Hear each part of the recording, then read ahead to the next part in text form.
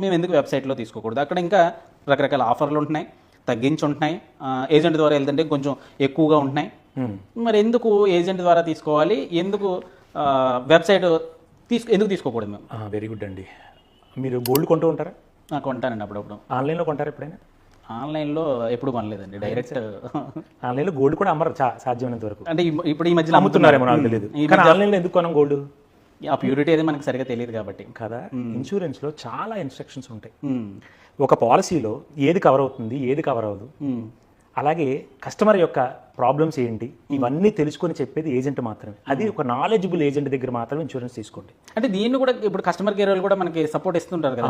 ఇస్తారు. ఎలా ఇస్తారంటే మీకు పాలసీ చెప్పేది ఒకడు, రేపు పొద్దున్న క్లైమ్ వస్తే ఈ పాలసీ చెప్పినప్పుడు మీకు కనపడ్డు, అదేలేండి వేరే వాళ్ళకి వెళ్తాం, వేరే వాళ్ళ దగ్గరికి వెళ్తుంది. అప్పుడు ఏమంటారు మీరు? నేను పాలసీ తీసుకున్నప్పుడు అతనికి అన్ని చెప్పాను అంటారు.